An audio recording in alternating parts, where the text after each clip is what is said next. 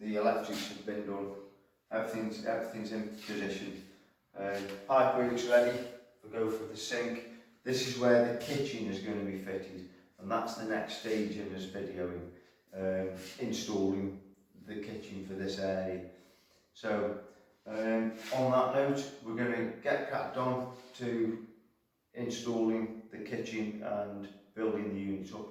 But I would like to say we've just reached over 100 subscribers, and thank you very much for everybody who's been watching, and thank you for your support.